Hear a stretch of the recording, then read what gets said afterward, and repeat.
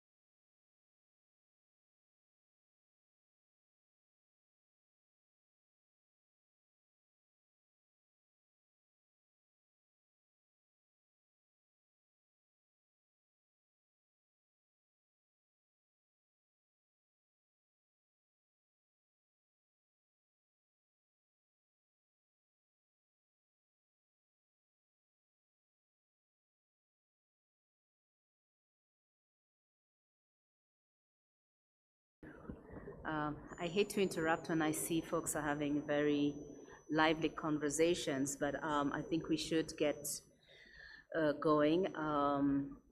Maybe before I ask the icebreaker, we have the icebreaker presentation, I could turn to one or two tables to give us some reflections on what they were discussing. I can see now everyone's looking away, so I don't ask them. HL. You can just share with us some of the reflections, insights. Yeah. Do we have a physical mic we can just pass around? Oh, thanks.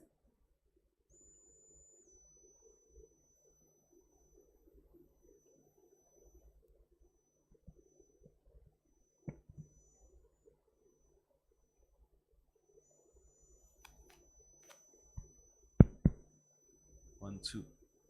It's on. I can just set it up, but I might just sing. Okay, so in our group, the first thing we noticed is there's no one common challenge, and no one solution. So that's first of all what we found out, and that even the way we look at the waste sector, it also differs across countries. So for some of us, we focus more on the emission reductions element, and like I explained, for us it's more the sustainable development elements around the waste sector, because it's such a small contributing sector to our total emissions profile. So we had talks around separation of waste. Egypt said that's I don't know if that's your biggest problem, but they said it's an issue. So we discussed that usually separation at source is the most effective and efficient. The EU spoke about incentives for waste. I think you referred to bio-waste. Oh, also waste separation. Okay, so yeah, and then I think yeah, but in a nutshell, as I said, we figured out quickly that yeah, there's not that one particular challenge that stands out for all of us in a common way, because there's a nice mix of, we have EU here and we have some developing countries. So, and there's also not, I mean, even if you have a common challenge, there's they say there's a couple of ways to skin a cat. So you might have different solutions to the same problem, and you might have different problems with the same solution. So I don't know if I represented the group well, but if they want to add, they can add. Thanks so much. Thank you, Ichel, and thank you to your group. I'd be curious to know, and we can save that for the coffee break or a drink later, what would be a sweet spot that could see, for example, South Africa and Lesotho collaborating in this space? Is it through knowledge sharing? Is it data? Is it finance? Is it technology? But just to see how one can manage diversity and diversity together in a way that is mutually supportive. I see a table with a couple of island countries, Grenada, Fiji. Well, Norway is not really an island, but any insights from that side?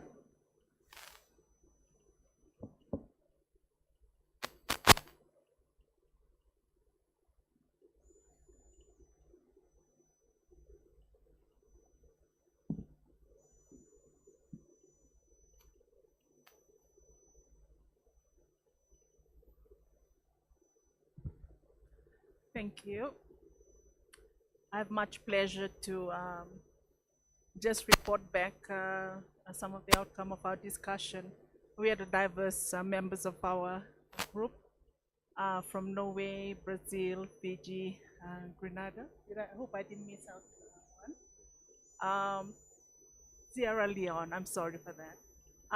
Yeah, we were just beginning to dive into the discussion topic. and collectively from the group, few key issues as we try to respond to the questions that were provided. From Brazil, interestingly, they mentioned of the municipalities where the need to strengthen the capacity, lacking capacity in terms of waste management, the need for scaling up of waste management and joining capacity and resources, so not to replicate the use of resources from each individual municipalities. And so to scale up and to address waste management collectively as a consortium, and they're able to put together resources from several municipalities to be able to address their waste management related issues. And sometimes they bring it up to a state level or at a required scale. And together, collectively, they're able to put together the resource and finance to be able to collectively address municipal council related waste management issues. Norway also, as a member of our team, also responded in agreement to that. And for Fiji, if I may, we do have also the same sort of arrangement where we have municipal councils across the 12 main towns. And we do encourage, because it's an island setting, we do encourage a lot of city to city, very close, town to town, very close collaboration and sharing of technology, sharing of machineries and resources to be able to collectively address some of the waste management related challenges and issues.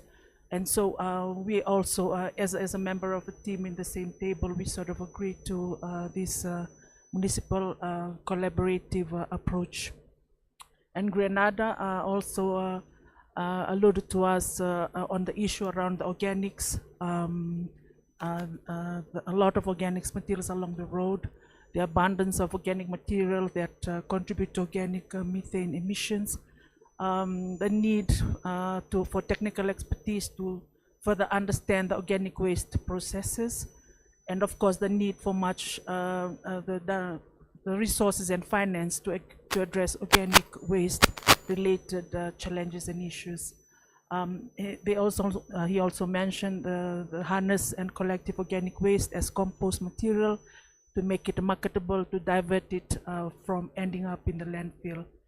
He did touch on sargassum bloom, but I think I won't dive into that, and he can better elaborate for us to contribute to this subject. I think I'll end here. Thank you. Thank you very much. And now I'll just request one of our online colleagues, the name, to give us a short report back. I think it was Nawal Yusuf Al-Hansi. You have the floor, Nawal. Thank you.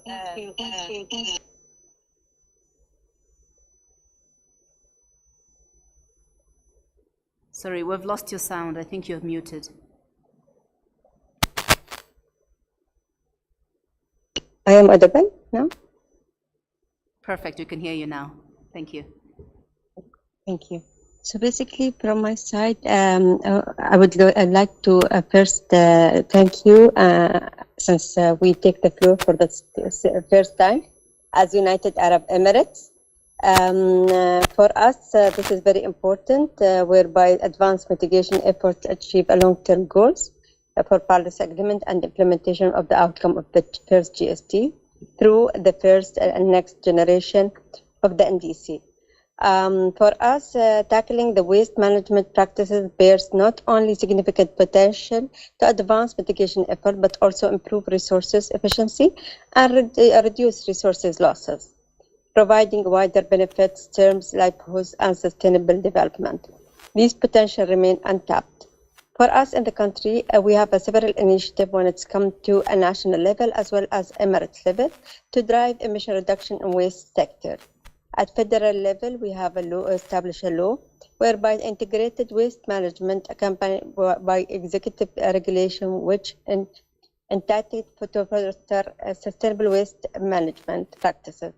We also have a policy, a national policy on the circular economy policy 2031, whereby it is designed to manage and use the natural resources sustainably, focusing on infrastructure, transportation, manufacturing, and food production as well. Key initiatives include the development of regulation for sustainable manufacturing, implementation of green infrastructure projects, and promotion for sustainable food production and transportation methods. Also, in our experience, we have also operated all kinds of initiative and technology when it comes to managing and processing the waste, such as we have in the country waste to energy projects, whereby we are benefiting from the waste to generate electricity for some of the key and vital sectors. Also, we are working on waste to hydrogen project in the country, as well as we are working on solid waste disposal in landscape, damages, biological treatment, and solid waste via composting with and without energy recovery. All these practices has given us the experience and the know-how, and we are more than happy to share those knowledge from our side. Also, we have emirate level policies, regulation, and initiatives, such as the Abu Dhabi Waste Management Plan policy, Dubai Integrated Waste Strategy, and so forth. For instance, in Abu Dhabi, we have a company called Tadweer, which is managing all the municipal waste in the emirate, and similarly in the other emirates. For us, a key objective or strategy to transition away from the wasted resources within the waste and moving towards the circular economy. Diverted a significant portion from waste from landfill through initiatives like recycling, material recovery facility, and waste to energy projects, implementing measures such as waste sorting, segregation, and composting to reduce daily per capita waste generation and achieve lower waste generation by 2030 and beyond.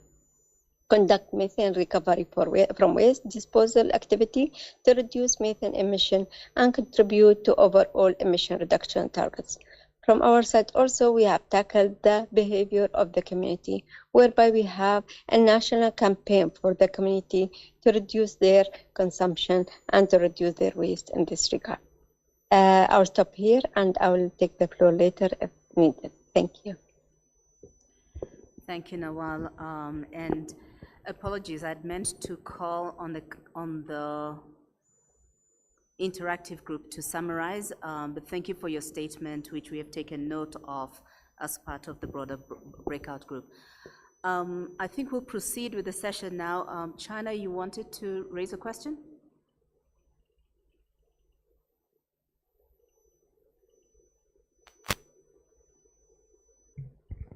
Thank you, Madam Co-Chair, and greetings. That's very happy to join the discussion here on the 6th Global Dialogue.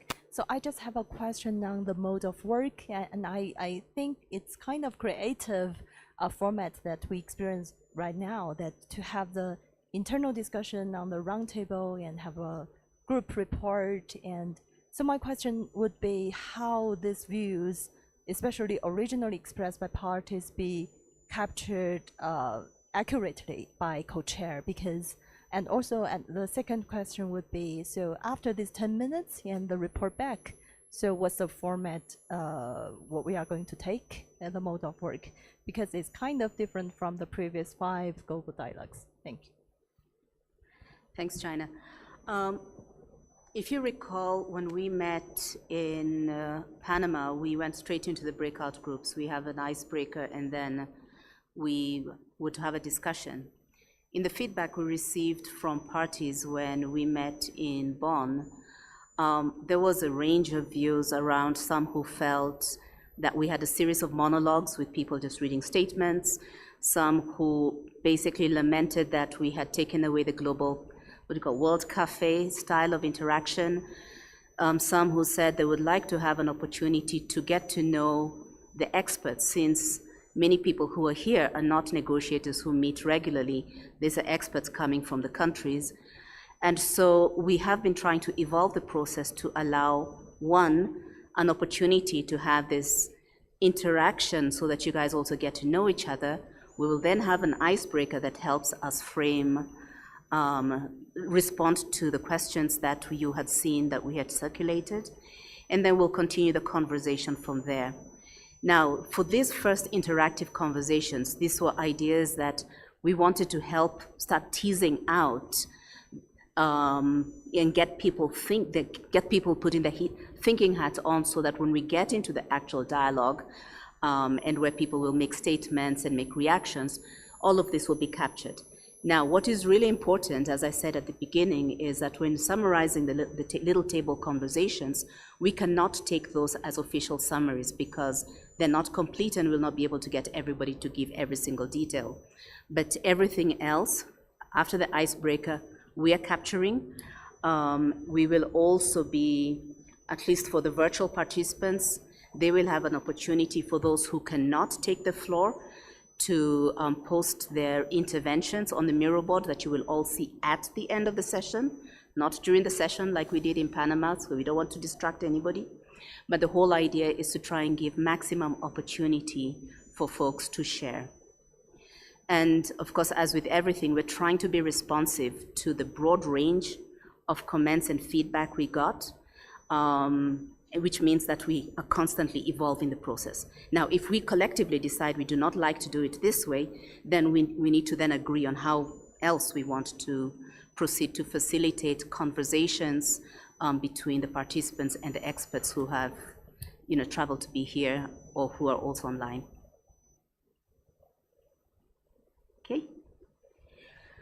Okay, so I think just listening to the report backs from those two groups, I know the other tables will get to hear some of your thoughts as we go along, and also listening to the very rich intervention by our colleague from the UAE, I'd like now to move on to opening to start looking at the guiding questions that have been put to this group. Now, as Gao indicated when we were closing the last, the plenary, we also have the Miro boards, as I just said. So online participants, you have the code there. People in the room who want to follow, you also, can you please put up the code again? We will show you everything that is shared at the end of the session, so there's no distractions.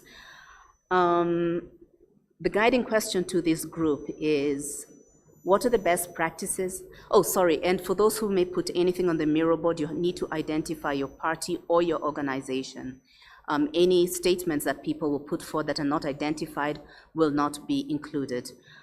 The guiding questions for this group is, what are the best practices and actionable solutions in your country or region to reduce greenhouse gases from waste, including through integrated and effective waste management systems for solid waste, organic waste, food loss, wood and agricultural residues and wastewaters. And the second question are, what are the challenges and barriers in your country or region in implementing greenhouse gas emission reductions from waste management and waste management systems? Those are the two questions that we will be tackling in this particular group. And to initiate that, we have one icebreaker who will speak to us about how their company has gone from a linear to a circular approach in managing waste. Before I give the floor to the icebreaker, China, you wanted to ask another question?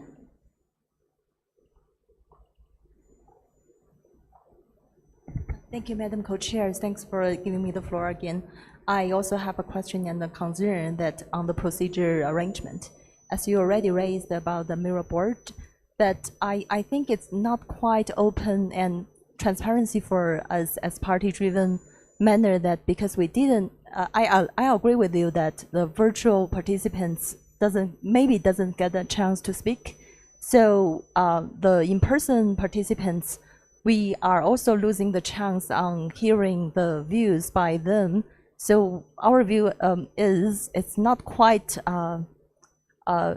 proper to present their views in a very confidential way, that with sending you in the type version by the chat box. because we didn't hear these views, and this might be their views, but I think they have to try their best to express in a very open and transparency manner to let all of us on hearing their opinions, instead of to sending you some textual expression and then finally be included in the report or be included in any kind of formats to be captured, because we hope to hear these views. If the time is quite limited and they don't have the chance, so that's the truth. Because we believe all of us here have to make all of the views and expressions to be very open and transparency and party driven by and hearing by all of us.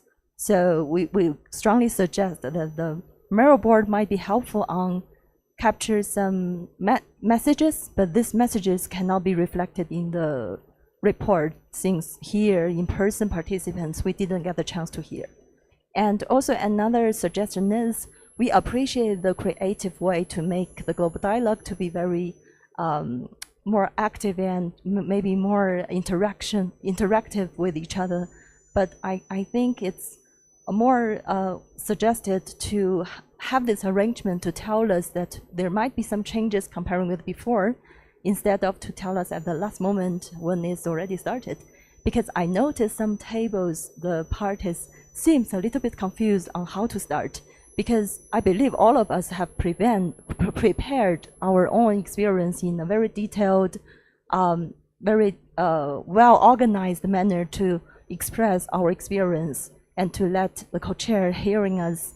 So I'm kind of confused with this 10 minutes, what should I share? So maybe next time we want to continue this format, we can prepare a kind of summary as the very concise highlight with our barriers and challenges in a very concise manner to share before. But this time we didn't prepare this kind of document. So we would suggest that we just go back to the format as before, and maybe next time, after the well preparation by all of the parties on sharing with these 10 minutes, it will be more efficiency. Thank you. Thank you, China. I will just express some deep frustration with the range of requests we get from parties. This is to be a technical dialogue. What we heard from many of you was we need to give everyone full opportunity to participate. There's some people who are participating in the middle of the night, they cannot speak. And we did offer last time to ensure everybody can actually see what's being put there on the mirror board and read what people are saying if they want to. We then said, no, it's going to be distracting if we do it during the session. So we said we'll bring it towards the end, but we'll make sure everyone has that opportunity. We had colleagues from countries like Vanuatu who were only able at 4 in the morning to put their country's intervention. Do we exclude that? We are trying to evolve a process that allows people to speak to each other. But I hear your point that maybe we should have said in advance that we will ask you to talk to each other to kickstart the conversation. And so my apologies if that makes it harder to engage. So I've noted your comments. EU, is this on the same subject?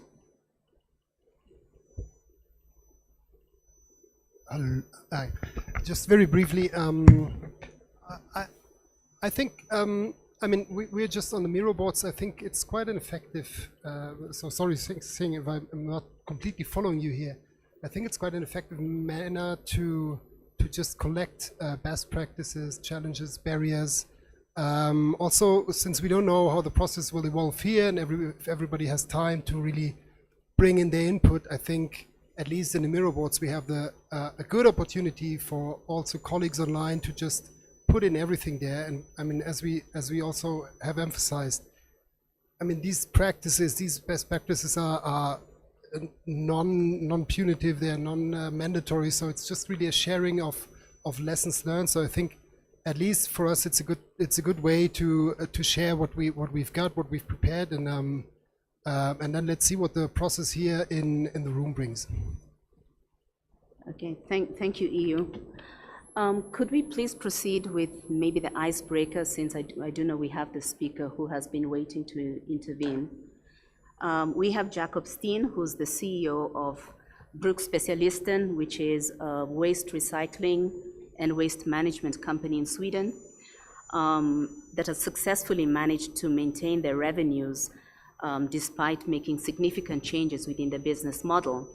And he will be speaking to us about that experience on how to increase profitability through turning waste into a resource.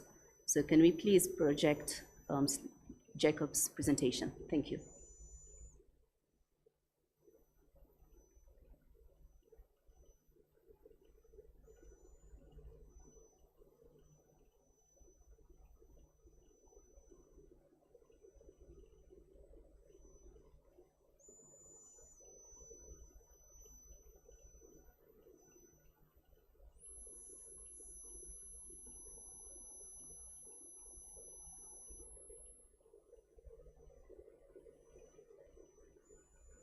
Hopefully I can give you some afternoon, and thank you for inviting me to this meeting, even though I couldn't join live. But hopefully I can give you some inspirations and ideas how to succeed with the business case based upon circular economy. My name is Jakob Sten, and I'm CEO of a Swedish company called Bruksspecialisten. Our company was started in 1995. So for over 30 years, we've been a building material supplier for heavy building products such as bricks and mortars to the professional building sector here in Sweden. Today, we are a mid-sized company with a turnover around 15 million euros per year. In 2020, we shifted business model from a traditional liner model where we sold other producers newly produced bricks to a circular business model, where we instead focused on how to keep our materials within the life cycle for as long as possible and secure for a second life through a reuse system. 5 years ago, 50% of our turnover was based upon selling newly produced bricks to the Swedish market. Today, 5 years later, we have replaced that 50% of our turnover and are instead selling reused bricks that was meant to end up as demolition waste. When we started to collect demolition bricks here in Sweden, the market was throwing away approximately 15 million bricks per year as waste, and parallel was importing about 35 million bricks, newly produced bricks per year to the building sector. Last year, we reused 3 million bricks in our first reuse factory, and now we are setting up our next factory and aiming for 7 million bricks by the end of 2026. That means that more than 20% of the total market share for building bricks in Sweden then is replaced with reused bricks instead. The key to succeed for us with the reused product has been to listen to the market and its expectations that comes from linear established building products. Our reused bricks need to have the same kind of guarantees and quality standards as new. We also need to be able to have our reused products available in large scale to be able to deliver. And we need the same kind of support and services that are expected of a modern building product. I think that's the only way we can challenge and win over linear, newly produced bricks over time. But we see that our struggle could have been much more easy if the regulation and the system was more pro-circular flows. For example, if you look at our solution to give guarantees and normal insurances to our product, we are one of very few companies within the European Union that have been able to CE label our reused product. And thanks to that, we can also give a normal product guarantee and insure the product through an insurance company, just as newly produced building products all over European Union already can. Here it would be good if the European certification systems for CE standards could open up for more standards for reused products as well. The path to CE label a reused product with today's system is very, very hard. But we also see challenges in the waste regulations. Today we need to buy the demolition bricks that otherwise will end up as waste, because there is no extra costs for a professional customer that throw bricks away as waste, except the logistic cost then. From my perspective, when there is a functional and established reuse system for a material such as bricks, the waste hierarchy needs to be followed. You shouldn't be able to throw away a material as waste when they actually can be reused, this must come with a cost. And for the long run, we also see that the already built buildings need to be looked as resources. All these buildings has been built with materials that already has made a great climate impact. We need to start to see the great potentials and risks buildings have. We have prepared our business model for this next step in the building sector. Today we have shifted and the 50% of our turnover comes from sales from the reused brick that I told you about. The other part, the rest of the turnover, comes from sales to the renovation market around brick facades to prolong the lifespan of buildings and facades. So we are still a material supplier, but our focus have turned to help the market to preserve the existing buildings for the next generation and saving demolition bricks to be reused instead of ending up as waste. And last year was the first time after several years of transforming where we finally succeeded to get the positive earning at the bottom line. Our business model has successfully transformed our former linear turnover to the same amount of money, but now instead within the circular economy. And we keep on growing, even if there is very challenging times here in the building sector in Sweden. Thank you for listening, and good luck with your coming discussions, and have a good afternoon. Thank you. Thank you very much, Jakob. I already have now some requests for the floor. I think we'll start the conversation around your experiences around waste reduction and waste management. I think the example that Jakob has given us is that seeing waste as a resource is already a step towards building circularity, and of course, if well done under the right circumstances, can also contribute to profitability. So first on my list I have is Dr. Haitham El-Nakar, I think from Saudi Arabia. Dr. Haitham, you have the floor.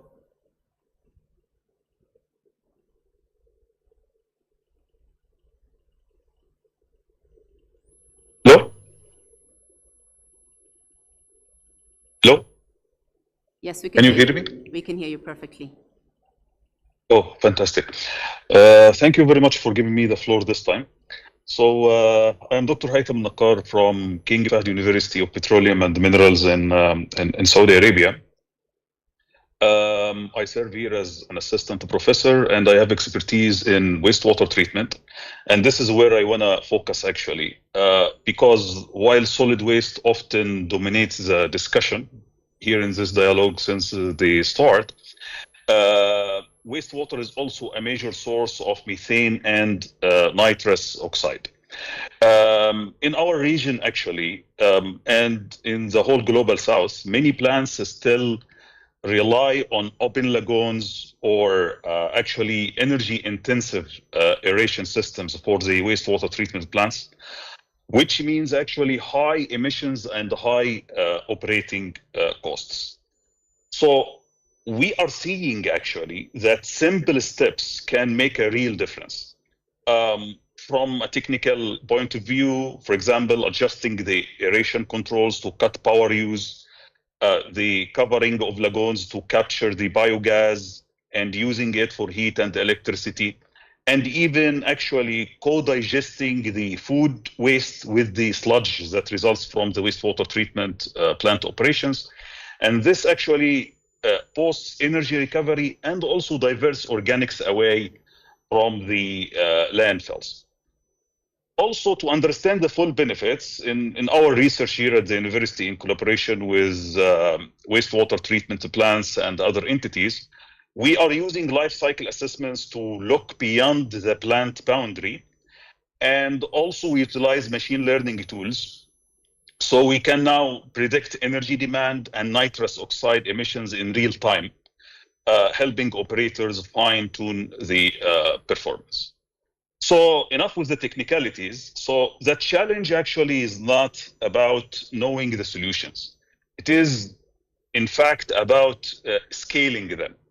So in many global south contexts, actually, the wastewater treatment plants, they struggle with limited technical capacity, with unstable revenues, or also unreliable access to spare parts and maintenance. Financing also is a major barrier because investors wanna trust the data that's coming out of the wastewater treatment plants. They also wanna have clear rules before they commit to such business. This is why strong measurement, reporting, and verification systems, they are actually essential because they build the capacity and open the door for results-based finance.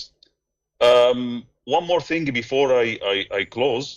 So in most countries, actually, of the global south, wastewater treatment plants are not actually a luxury.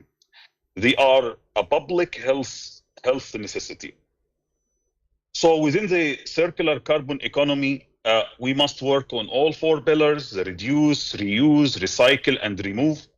But also we should be very careful not to overburden utilities with unrealistic demands, but try to support solutions that that can cut both the emissions and also do the basic necessity, which is to safeguard this kind of essential service. Thank you very much. Thank you very much, Dr. Haitam. And I think you make a very important point around the wastewater being an essential area to consider, especially when many economies are also facing water scarcity. How we manage wastewater and recycle that is a critical element of countries' adaptation strategies. Next on my list, are there any speakers in the room? Because I can't see any flags going up.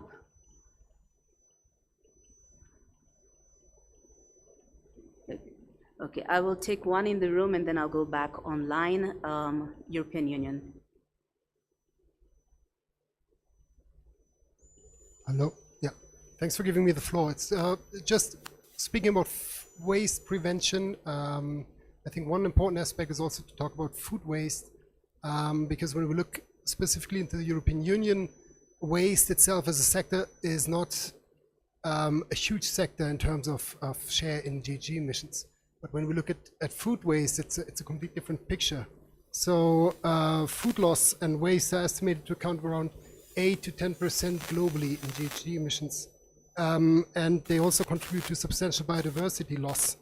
And 90% of food available to consumers was wasted at the retail, food service, or household level. And in addition to 13% world's food lost in the supply chain is estimated by the FAO. So the EU, for example, in February 25, agreed to a legally binding food waste reduction target to be achieved by its member states in 2030. And there is different how we can achieve this. There's different, I think, kind of solutions also between different member states. One is an improved food waste measurement and reporting. One is the encouraging of the food supply chain business to make food waste reduction commitments. So force the supply chain sector really to reduce their food waste. And then there's of course an important solution, which is the surplus food donation and redistribution measures. Basically by avoiding that the food that stays in the supermarkets and then turns into waste gets redistributed. And so we can be much more efficient in reducing here the food waste, and I think that's an important aspect. Thank you. Thank you, EU. I think I saw a statistic somewhere that 1/3 of food produced globally is actually wasted. So I think it's an interesting example and definitely one that one has to be looking at, especially given the inequities in terms of access to food globally. I now have Ayel Karni from Saudi Arabia.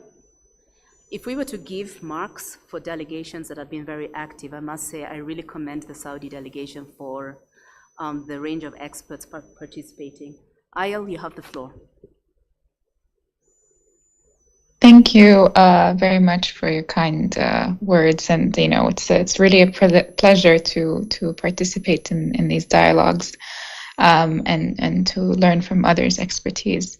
I myself, I'm learning in this process from our own expertise within the kingdom. But my intervention today is not a technical one, or not really of substance. It's on the process, and it is to lend our support to China on the issue of the Miro board. It seems that there is sufficient time for every party to express their views in the room now. So it is it would be preferred not to really capture written interventions that have not been heard or engaged with, after the fact, after, we conclude the dialogue in the mirror board. I think this takes away from the transparency of the process, and therefore we prefer if the mirror board were to capture anything or were to be used, this is the elements that are mentioned and that are brought up in the dialogue, which everyone gets a chance to hear and engage with. That's very important, and I will not take much time, but it seems that the dialogues are giving sufficient time for everyone to speak, so that should be sufficient. Thanks. Okay, thank you. This is noted. I have one more from, I've got Peru at the back of the room, and then I will go to Samitra Saxena from Saudi also. So Peru.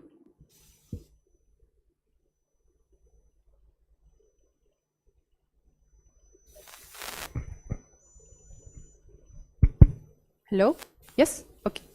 Thank you, Chair, for the opportunity to briefly answer the first question. Peru thinks that although the waste sector contributes a smaller share to GHG emissions compared to other sectors like energy or agriculture, this sector is so important because it's closer to our population, to our service. It has a direct impact on public health. Some actionable practice and solutions that we can remark and we can share are the inclusion in our NDC. The inclusion in our NDC ensures that mitigation measures related to waste sector and water treatment are important, because NDC is a platform to seek to the global cooperation. This is important because the NDC attract public and private funding, international cooperation, and other means of implementation. Furthermore, being part of the NDC allows for the tracking, monitoring, and reporting of the implementation of mitigation measures. Another actionable practice and solution is robust public policies as cornerstones, with clear targets and a framework to achieve them. And another that we have identification is the circular economy approach. In Peru, we have a national circular economy roadmap to 2030, as well as sectoral roadmaps such as drinking water and sanitation roadmap to 2030 that this contribute to this sector, waste sector. Thank you. Thank you very much, Peru. We have 10 minutes left in this session, so I'll just move straight on to our next intervention, that is from Samitra Saxena from Saudi. Thank you, Madam Chair. It's really a great honor for me to share my views. I'm a scientist. I'm working in this field of waste management from scientific technology standpoint for many years. One of the things I want to highlight is there is a lot of advancement in understanding of how the pollutants that are released by waste are affecting our planet in more than one ways. When I say one way, is the carbon dioxide equivalent that we all focus on. So apart from the life cycle assessment approaches, there are approaches which are called planetary boundary considerations. And planetary boundary considerations are absolute analysis of the damage that we are causing to environment rather than relative to one method or one approach. And this is where I feel that all these technologies that are available for recycling, whether mechanical or chemical, need to be evaluated on the damage they are causing, not only from the standpoint of carbon dioxide emissions or methane emissions, but also the secondary streams that they let out, concentrated hazardous poisonous streams that they let out from the downstream of the process, which is very hazardous for environment, both air, water, soil, contamination with heavy metals. So I believe these issues, these emerging approaches should be included in what we want to achieve through this conversation, so that we have a holistic approach of tackling these important challenges that threaten our society and essentially are existential in nature. The second point I want to make is many speakers talked about having a regulatory policy framework for waste management, which is very, very important. But I do believe, and one of the speakers also said that, plenary speaker, that it should be part of the climate change and mitigation policy. It cannot be siloed out on its own. Otherwise, we will lose the interaction that happens between the policy actions from the climate change and mitigation and the waste management. I'll give you an example. The session started with short-lived climate forces being considered now as part of our concern and efforts to mitigate, for example, methane. However, there are other short-lived climate forces as well, for example, particulate matter, which work the other way. If we reduce the particulate matter, then we are actually letting more CO2 out in the atmosphere. So what we know as climate penalty. So I think we need to have a much more broader understanding, scientific understanding of this subject, and then attempt the policies which can holistically tackle all these interconnected issues. Thank you very much for listening to me. Appreciate it. Thank you very much. And now we have Norway.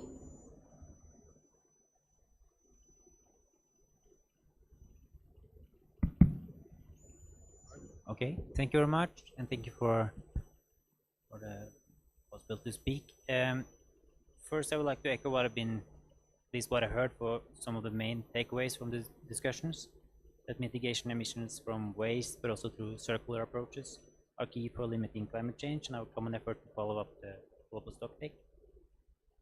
Norway has implemented several measures to reduce GHG emissions from waste, and we have delivered a submission prior to the workshop, which are available on the submission portal.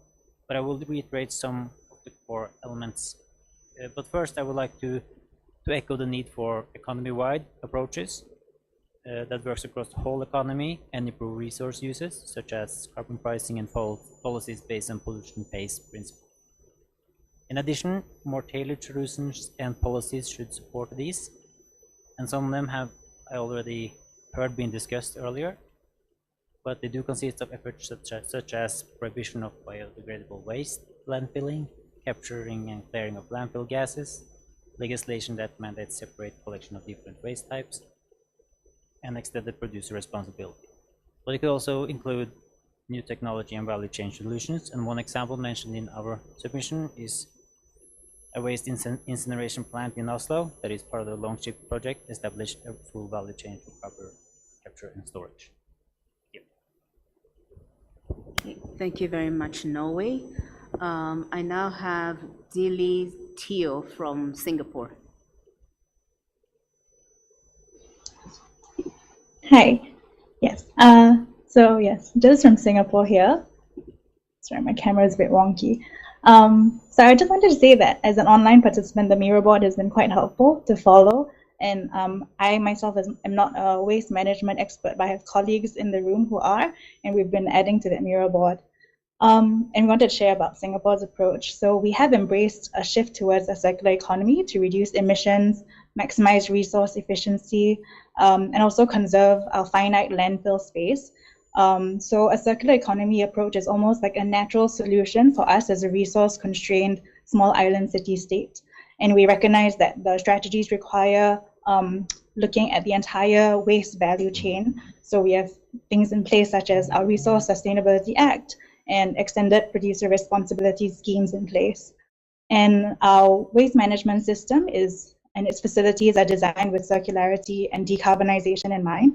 I just wanted to cite one example where we have we're building our first co-located Nexus project, which integrates waste management and also water reclamation. So that maximizes both energy and resource recovery in solid waste and used water treatment processes. And lastly, because we are a small island state, we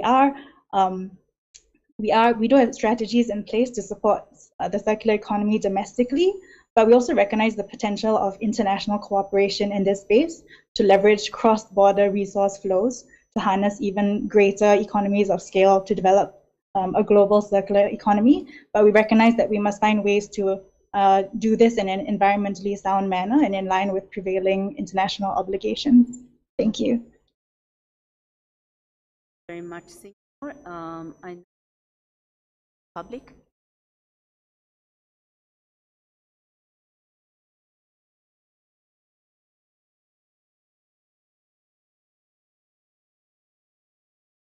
Hello. Okay. Thank you so much for the opportunity to speak. In terms of our experiences in the Dominican Republic, in terms of waste management mitigation initiative, I will respond to both of the questions. First, from our perspective, we are advancing several integrated waste management measures that directly reduce greenhouse gas emissions. First, our national waste law and municipal solid waste management plans are already under implementation, helping us to reduce the amount of waste sent to final disposal. We are also working regionally, and at the municipal level, we have been working with the SAC project in one of our provinces, Santiago de los Caballeros. We launched green points for separation at source and public awareness, creating a model for broader implementation. We have also developed tools for organic waste management, including a manual for schools to promote composting and valorization of organics. These actions, we believe, shows the right legal framework, pilot projects, and partnerships we can scale up effectively and produce solutions that can actually mitigate in the waste management sector. For question number 2, we would like to raise up some of the challenges and barriers. In terms of the barriers, while we have the legal and policy framework in place, the main challenges is effective enforcement and awareness among local governments, business, and communities. Many municipalities still lack the technical and financial capacity to operate integrated waste management systems, and open dumps remain an issue. It's a huge issue for our country. Another key gap is the absence of a robust monitoring, reporting, and verification system for the waste sector. We still need standardized parameters to measure methane emissions from landfills, composting, and wastewater treatment. Financing is also a significant barrier. Biogas plants, composting facilities, recycling infrastructure require high upfront investment, and municipalities often lack access to concessional finance or extended producer responsibility mechanisms. Finally, wastewater treatment remains an underexploited opportunity for biogas recovery, but still requires stronger technical standards and operation and maintenance capacities. For this reason, we believe international cooperation is vital for both technical assistance to design these MRP systems and regulatory frameworks and instruments for created this blended finance to make waste sector projects more bankable and scalable. Thank you so much. Thank you very much, Dominican Republic. Switzerland.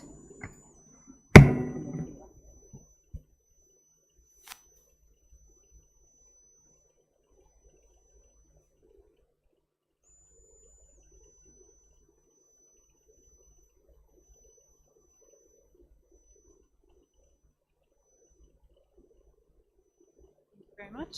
Can you hear me? Thank you. And since this is my first time taking the floor, I want to thank the organizers and the co-chairs for the good organization. And we also appreciate your efforts in trying to make this format inclusive, including for people who couldn't be here today. So what we heard today throughout the different presentations is that there is not one size fits all, and that really for to reduce emissions in the waste sector, what works best is a combination of different approaches, namely regulatory frameworks, but also looking at financial incentives. And I think the Swiss experience really speaks to the various presentations that we have had, because what has worked well for us is a combination of both. So we've had a combination of clear regulatory measures, such as a landfill ban, which was introduced in 2000, stipulates that all non-recycled combustible waste must be incinerated. And we've also had financial incentives in the form of the polluter pays principle with paper bag schemes. And we found that both of these together can create strong incentives for both households and businesses to minimize waste and invest in recycling solutions. So on the regulatory side, one of our key best practices has been the ban on landfilling combustible waste, which has eliminated methane emissions from landfills. Residual waste is treated in modern waste-to-energy plants that recover both heat and electricity. And meanwhile, there's also a nationwide separate collection system for PET, glass, paper, aluminum, and organic waste. So this is on the regulatory side, and on the incentive side, as I mentioned, we try to put in place the polluter pays principle, whereby those who produce more waste must also pay for its disposal.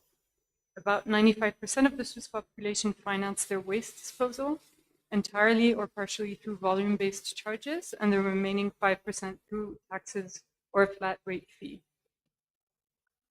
So one of the challenges that we encounter is that we've really explored many of the mitigation regulatory frameworks that we could put in place, leaving limited additional potential. But one of the challenges that we have is the reduction in food and bio-waste. And I think, unsurprisingly, the EU had a similar challenge.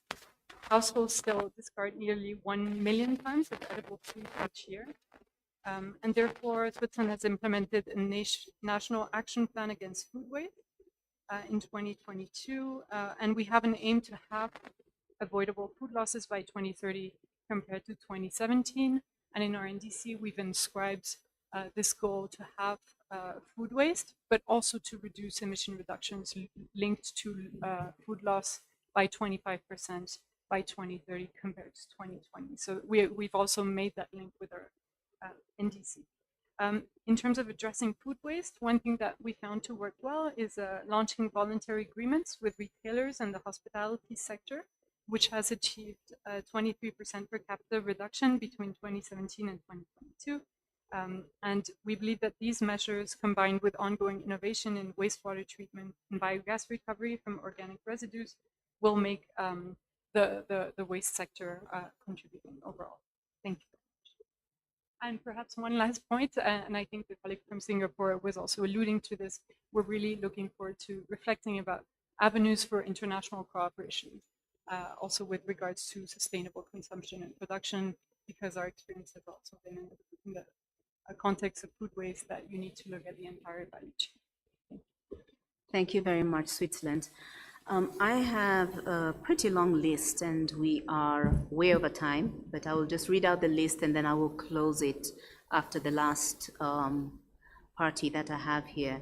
So next will be China, followed by Algeria, Iran, Kenya, and then we will close with the Comoros. So China, you have the floor. And please speak closer to the microphone because it's sometimes hard to hear everything. Thank you.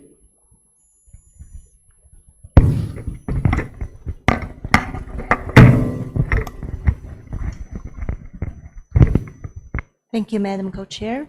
China is going to share 4 points on our best experience and solutions on the waste sector. Firstly, is the policy-related experience. To synergize the pollution reduction and carbon emission reduction is an inevitable choice for the comprehensive green transformation of economic and social development in the new development stage.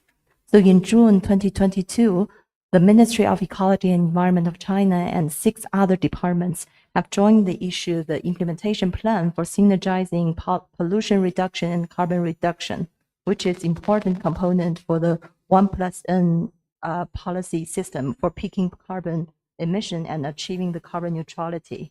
Secondly, regarding the solid waste control, there are small-scale applications in the waste treatment project in some major cities, such as Beijing and Shanghai, used to treat the same difficult to degrade waste, improving waste treatment efficiency and resource recovery rates. Thirdly, we have the policy on food waste control. The China government guided the public to pay special attention to the food security under the climate change and promote the clean plate campaign nationwide to reduce food waste. And fourthly, regarding the control of organic waste and agriculture residues, China's new measures for implementing the updated NDC include control measures for the organic waste. China is intensifying efforts to promote the reduction and the efficiency enhancement of the chemical fertilizers. And also, apart from the experience we have, I also want to mention 2 points that related to the interventions and other speakers has touched upon this morning. First one is regarding the technology. So we believe we do need the technology innovation and progression in the waste sector. It is surprising to see the conclusion this morning of the scene setting that 90% of the methane emission from the waste could be avoided by the 2050 using existing technologies, which might be a very encouraging signal. However, the issues we want to emphasize are, firstly, the stages of the technology need to be taken into consideration, whether the technologies are mature to be implemented by all countries. Secondly, we have to consider the cost of these technologies. It is very important to make it accessible for developing countries. And the second point is towards a lot of party also mentions on the global south and global north, because we hear the view that the global south has opportunities on waste sector to leapfrog over the global north. So it is exciting on seeing the opportunity, but what's more important is to see the challenges. Many countries are still facing the challenges of unilateralism. We believe the global green transition, including the waste sector, needs an enabling environment for enlarging international cooperation. Unilateral measures will undermine the collective efforts towards global green transformation.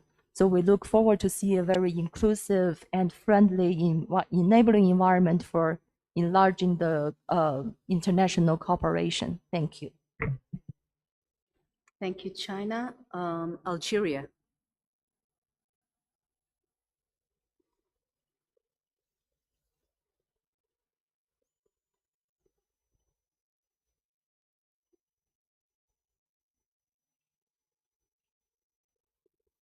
Yes, Sharma, thank you for giving me the floor.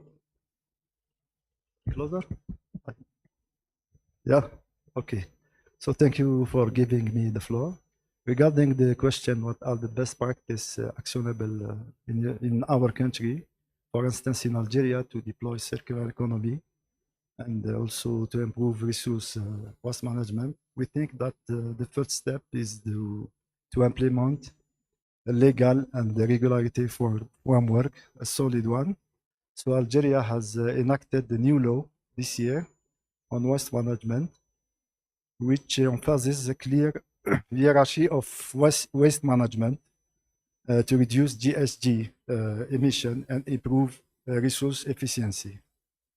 So the hierarchy from most to least preferable is to reuse, repair, and recovery, and finally disposal. So this framework offers us a roadmap for businessmen and steering them away from simple disposal and toward more sustainable practices. The new law introduced and defined several concepts, the eco-conception, the circular economy, and the extended responsibility of producer. which they have the responsibility for their waste from the cradle to the grave. And regarding the barrier that we are facing is more technological transfer and also funding. And thank you. Thank you very much, Algeria. Iran.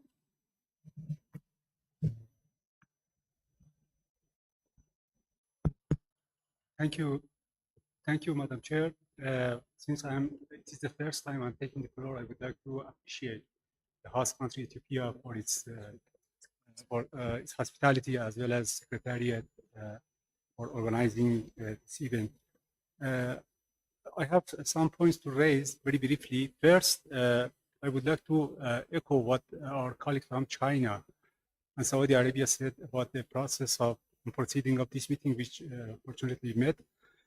My second point is about legal frameworks and policy with regard to waste management. In my country, we have sufficient legal frameworks for environmentally sound waste management with regard to managing different waste streams, including construction waste, medical waste, industrial, agricultural, household waste, and so on. But the more important challenge which prevents us from effectively implementing those laws is insufficient infrastructure, technical, financial, and capacity constraints, which allow us to effectively implement those laws. In this regard, I would like to highlight the importance of international cooperation, very needed, but sometimes due to unilateral coercive measures, as our from China referred to access the fund or technical capacity assistance under international cooperation. It also prevents us to even monitor and register the data regarding emission in our country regarding waste. So I would like to highlight this. Thank you. Thank you very much, Iran, for that intervention. Kenya.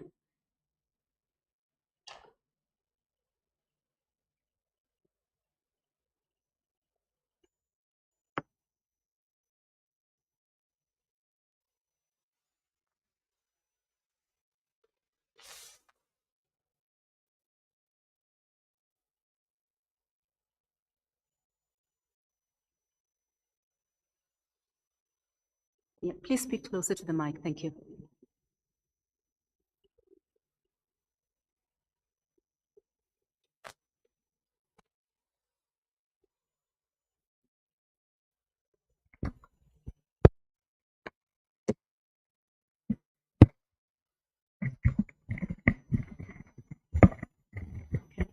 Thank you. Thank you so much for the floor.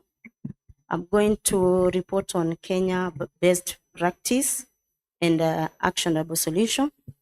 First of all, I would like to say that Kenya has got a Waste Management Act 2022. It has also extended producer responsibility EPR regulation 2024 through sustainable waste management. And these give counties and NEMA, National Environment Management Authority, clear levers to segregate at source by law, county material recovery facility, MRIFs, sanitary landfills, producer compliance schemes, and data reporting. The best solution is you prioritize county EPR enrollment, such as packaging, and link permit and inspections to EPR compliance. Number two, formalize and pay the formal sectors. We contract waste management pickers and cooperative groups to run buyback centers and first mile sorting at transfer stations, include OHS, weighing, and digital reception by the national waste hierarchy as a solution. Third one, municipal solid waste mix. Phase out open dumps. Build sanitary cells with gas capture. Then enforce mandatory source separation, wet and dry waste. On organic food and green waste, build all concession county composting and anaerobic digestion hubs. This requires market, hotels, schools, and estates to segregate and deliver compost and deliver. On food loss, cut post-harvest losses for staples and horticulture crops, and also implement the national post-harvest loss strategy. That is by training or market linkages or inter-county trade for surplus and also deficit. For wood and agriculture residues, productive use of residues, that is, you support biomass classification, like pilots in tea and other agro industries, and also promoting briquetting to displace heavy fuel, fossil fuel, or fuel on oil in industries. On wastewater, let me report on Kenya's main challenges and barriers: financial and bankability gaps, then data and MVR gaps. Few counties have reliable tonnage, composition, or landfills gas data, make it hard to prioritize or attract finances. Then use of policy toolbox, then you enforce it. Because we already have the law, a solution is to use a new policy toolbox and you enforce it. Then there is a challenge of market development risks. Compost, insect protein, and biogas optics can be volatile.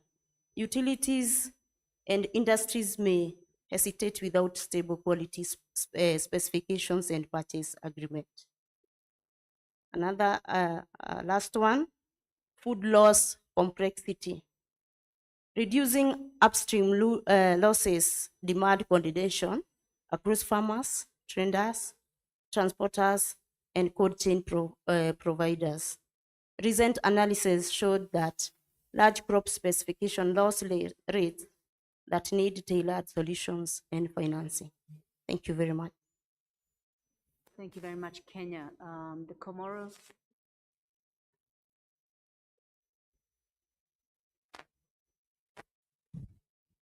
So thank you very much for this opportunity. Actually, I'm reporting on Ghana. I only used Comoros because I had to draw your attention. Thank you very much. So upon speaking or discussing with my table colleagues, we realized that most of the challenges cut across developing countries in Africa. So in Ghana, I would want to talk about the solution, one solution that we came up with. So in Ghana, one of the innovative solutions to address the challenges of waste management and circular economy implementation is the Clean Up Ghana. So this is a digital platform which was created with okay, sorry. This was a digital platform which was created collaboration with civil societies in Ghana, and then supported by DIZ and the Ghana Statistical Service. So this digital platform leverage technology, data and community engagement to improve waste collection, recycling, and accountability. So how it works. Citizens use the app to report waste hotspot, illegal dumping, or overflow bins in real time, creating crowdsourced waste app for municipalities. And also, the app connects households, businesses, and informal waste collectors, ensuring effective collection routes, reducing fuel use and emissions from waste trucks. It also links waste generators to recyclers and companies that need secondary raw materials, promoting circular use of plastics, e-waste, and organics. And very importantly, it generates real-time data on waste volumes, collection efficiency, and recycling rates. It should be noted that this app was piloted in 5 municipal assemblies in Ghana, and it yielded about 80% results, positive results. But the only challenge we had was the government to support to extend this app. Thank you very much. Thank you very much, Ghana. And we'll make sure that you have a flag for the next time. We are way over time, and we will be repeating this breakout group. At least there'll be an opportunity to continue that. With your indulgence, South Africa and the Republic of Korea online, we could take your interventions at the beginning of the next breakout group if you stay in this room. Alternatively, you can make them in the other room where they will be discussing the same topic. You'll stay here. Okay, we hate to see you go. We hope you'll come back. I also have on the mirror board interventions from the Netherlands, the UAE, sorry, the EU, the UAE, Colombia, Saudi Arabia, and Peru.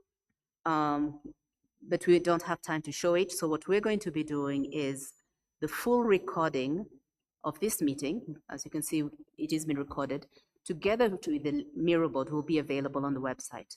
So you have access to see and hear, to read and hear everything that has been shared.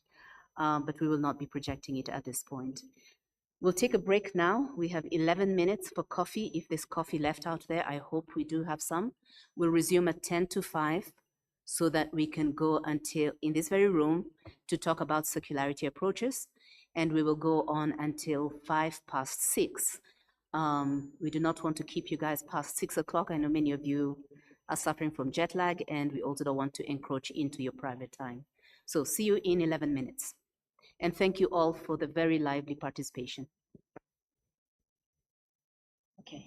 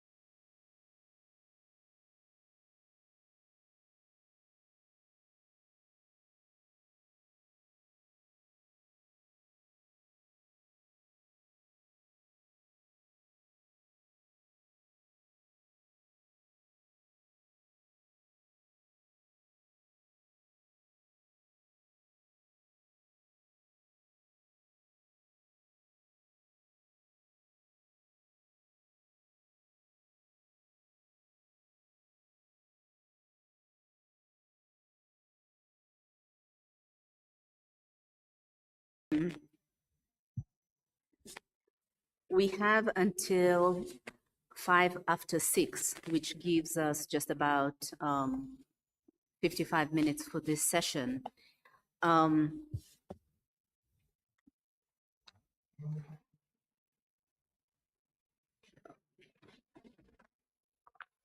so we're now going to be moving into the second topic, which is on circular economy approaches.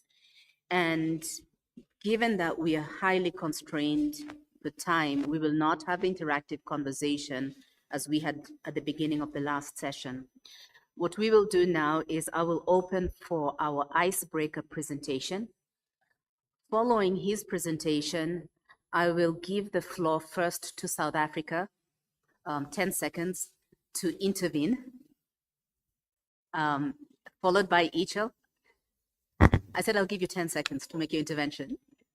I'm just joking. After his icebreaker, followed by an intervention from the Republic of Korea to close out on the earlier topic. Should you wish South Africa to also include your sentiments on the current topic, please go ahead and do so when you take the floor. We will then continue with interventions from the virtual participants and the participants in the room, and we aim to close at 6:05. So without further ado, I would like to get us started by inviting our icebreaker presenter, who with us is Dr. Simon Mason, who's the Manager for Sustainable Energy at ICLEI Africa, who will respond to the two questions we had set for this session, which is, what are the best practices? Sorry, I've just mixed up my questions. What are the best practices and actionable solutions in your country to deploy circular economy approaches to avoid shift and improve resource use and waste generation? And what are the challenges and barriers to implementing circular economy approaches? So over to you, Simon. Thank you, Chair. I've got a bit of an unconventional request. Oh, I don't know if Wuju is covering it already, but my comms person is stuck in incredibly bad traffic. Just a forewarning, guys, there has been flooding across Addis now because of the hail and everything that happened. So I think we probably stuck here till 8. Hope everyone's okay with that. No, I'm joking. Okay, cool. So if anybody is able to video me or record or take photos, that would be great so that I can show it to my boss. Okay. So thank you, chairs. It's a privilege to contribute on behalf of ICLEI Africa, where we work with over 450 African local governments, particularly subnational and local. ICLEI Africa is a strategic partner to the African Circular Economy Alliance, which was mentioned earlier, a coalition of African governments working together to advance circular policies and practices across the continent. At a global level, ICLEI is a strategic partner to the Global Alliance for Circular Economy and Resource Efficiency. And yes, the images in the background will show just some of our work, specifically in Cape Town and Accra. So in Africa, rapid urbanization and the resource pressures that we're all aware of make the circular economy both a necessity and also an opportunity. I'm going to start in terms of the questions that were asked for this session. I'll start with the challenges and barriers and then move on to the more optimistic aspects. So firstly, we have very weak integration and separation at source. Many solid waste plans exist at the municipal level, but without citizen engagement and infrastructure for separation, implementation falters. It's often the classic case of municipalities being almost entirely responsible, but with almost no funding. So essentially an unfunded mandate. Secondly, financing gaps. Business cases often externalize health and environmental benefits, so sustainable funding is elusive. Municipalities face competing priorities and limited fiscal space. Thirdly, national-local misalignment. City action is often slowed by national policies. So rather than being enabled, they are limited by national policies or lack of enabling legislation. As with all aspects of mitigation and adaptation, multi-level governance is key. And lastly, as mentioned earlier by the Gaia rep, there's a fascination with big ticket waste to energy plants or quite large interventions that actually often see failure in smaller cities with limited sorted waste. Instead, adaptive, community-driven solutions often work better. So there are a few best practices and actionable solutions. Firstly, measure to manage. Cities need good data on material flows, particularly around scope 3 linked to consumption and supply chains. Currently, there's a lot of haze around this. It remains a bit of a blind spot, and without measurement, action is fragmented. We have to see circular economy beyond waste management as well. It's often reduced to end-of-pipe waste handling, but actually circularity redesigns systems of production and consumption. In addition to the food sectors and other upstream interventions that were mentioned earlier, urban planning, infrastructure, economic development, it's all key. And thirdly, we must harness the social and informal infrastructures. For instance, in South Africa, waste pickers recover between 80 to 90% of recyclables by some measures. And in general, informal actors across Africa keep resources in circulation daily. They must be recognized, supported, and included in planning for a just transition. Small and medium enterprises are core. So there are a few practical examples. Nipe Fagio, which is Swahili for give me a broom, in Tanzania is a community-led waste collection outfit at ward level.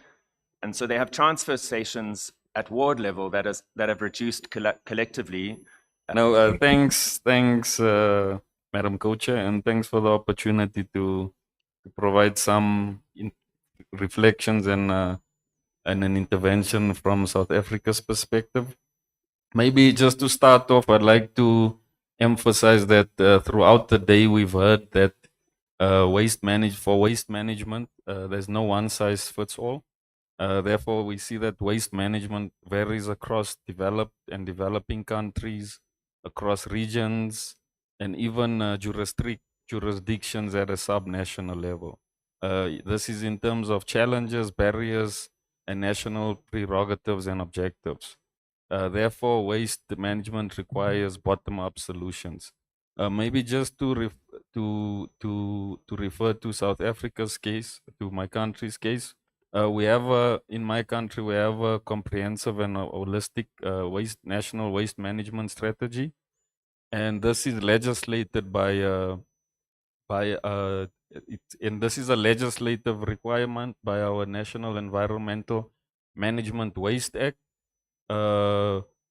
We take a more holistic and integrated approach to waste management in the context of sustainable development, job creation, poverty eradication, and more especially human health, as well as environmental health. Maybe just to refer to some of the challenges, some of the main challenges we experience as it relates to waste management is that we have, like all other countries, we have a growing population and economy, which means increased volumes of waste generated, and this puts severe pressure on waste management facilities, which are already in short supply. We have increased complexity of waste streams because of urbanization and industrialization. There's also a historical backlog, referring to some of the historical impacts. There's a historical backlog of waste services for especially urban informal areas, tribal areas, and rural formal areas. There's also limited understanding of the main waste flows and national waste balance because the submission of waste data is not obligatory, and where available is often unreliable and contradictory. Absence of recycling infrastructure, which will enable separation. We spoke about separation of waste at source and diversion of waste streams to material recovery and buyback facilities. There's growing pressure on outdated waste management infrastructure with declining levels of capital investment and maintenance. Few waste treatment options are available, and so they are more expensive than landfill costs. Ultimately, there's lack of access to support, financial and also technologies. And maybe just to touch on some of the goals that we're trying to pursue with our national waste management strategy. We're trying to promote waste minimization, reuse, recycling, and recovery of waste. Ensuring the effective and efficient delivery of waste services, grow the contribution of the waste sector to the economy and especially to people's livelihoods, and also deal with waste management, as I said earlier, in order to deal with human health, and to ensure human health, well-being, and also the environment, and to achieve integrated waste management planning. More practically speaking, as I said, we currently have a waste flagship project that's running. We're in the feasibility phase now. And fortunately enough, we received $3 million US dollars from the GCF fund to pursue this. But from early estimations from this feasibility study, it shows that we will require about $250 million US dollars to install facilities that will help in waste diversion and also contribute to emission reductions. Yeah, that's all. Thanks for the time, Madam Co-Chair. Thank you very much, South Africa. I'd like to invite Yujun Won from Korea. Are you online? Yes, I am. Can you hear me? Yeah. So thank you for your indulgence, but just for clarity, I also have an Hello? Yes, we can hear you. Yeah. Just for clarity, I also have an intervention ready for the second theme. Should I continue after I finish on the first one, or should I come back later? I think you can go ahead and take both. Okay, thank you. So hello everyone, this is Republic of Korea speaking. Thank you for this opportunity to speak. It's a pity that I can't be there, but I'll do my best to share our experience in waste management, reduction and prevention. So Korea has gained extensive experience from its long-standing waste management policies, and they have contributed to reducing greenhouse gas emissions at every stage of the life cycle. So we have implemented a series of practices to reduce the absolute volume of waste generated and to extend the product durability in the context of the circular economy. We have series of circular economy plans, but I won't go into details. So the representative waste reduction policies include restrictions on the use of disposable items, as well as pricing measures such as a volume-based waste fee system and a radio frequency identification system for food waste, also known as RFID. So as of 2019, the use of plastic bags in large supermarkets and convenience stores has been prohibited. And since 2023, the use of plastic umbrellas, covers, and plastic cheering items has also been banned. In addition, for the reuse policies, we implemented a container deposit system, as well as a reusable returnable boxes. The deposit system is an instrument that reflects the deposit and the consumer's purchase price. And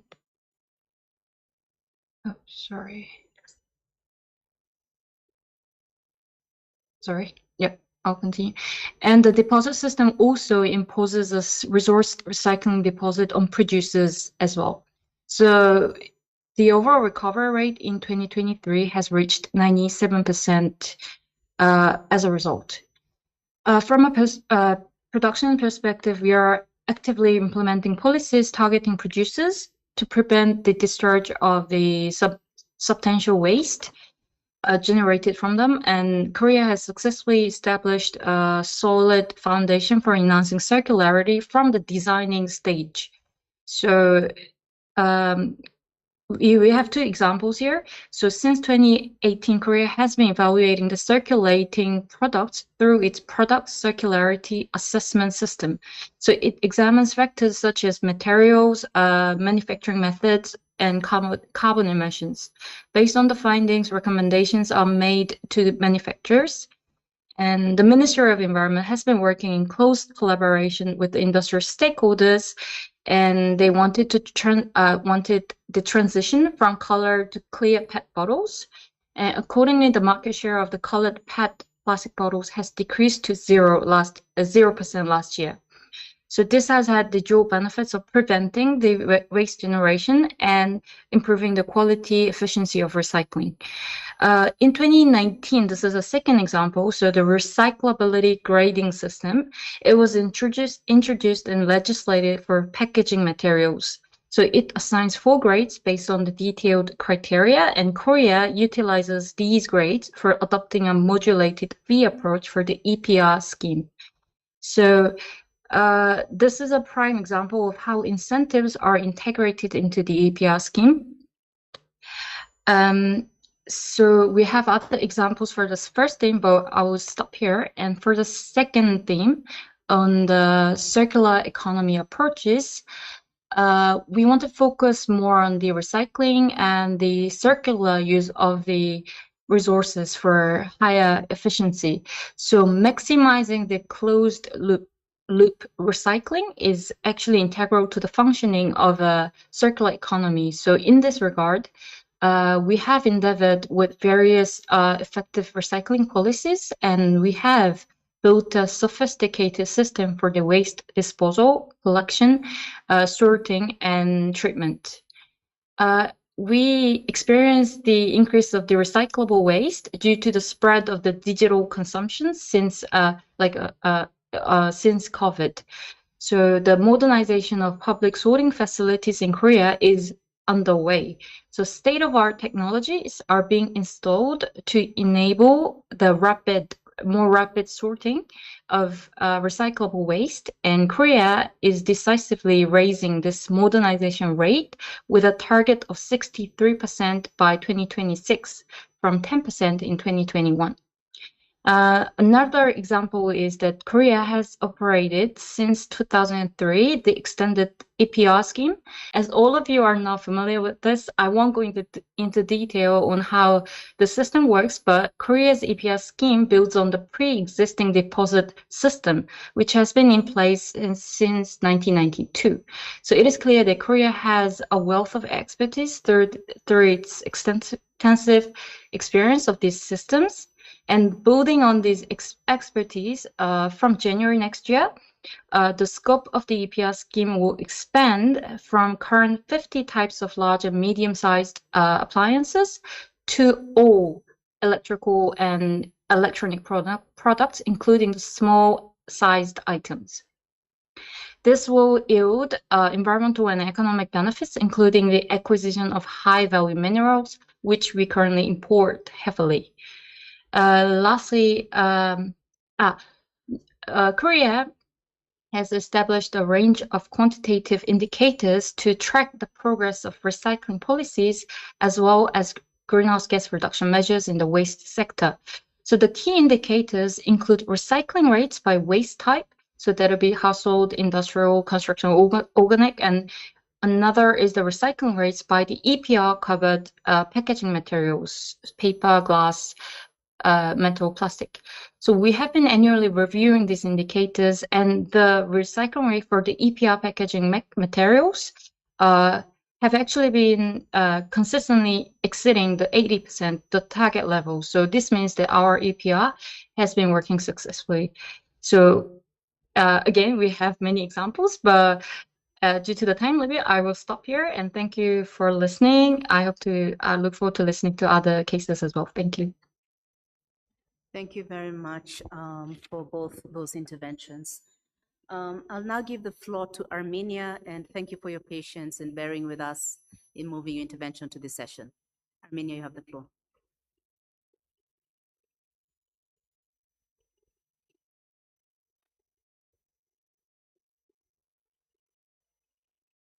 co-chairs, colleagues, allow me briefly share the Armenian experience. So Armenia is highly committed to implementing technical and policy approaches to reduce GHG emissions from the waste sector, including with a focus on circular economy, along with different types of solutions across the sector, ranging from prevention and reuse to treatment and recovery. It is noteworthy that waste is part of mitigation sector of the current NDC of Armenia and will be so in the forthcoming NDC 3.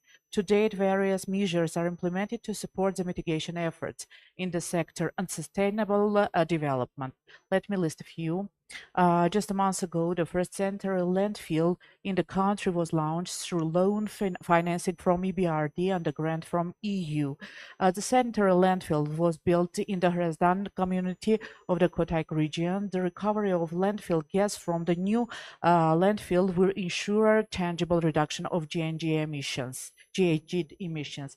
About 100 landfills were closed in communities in 2023. Following the process of unification of communities, the actual number of closed landfills greatly exceeds the government's original target of 45 landfill closures.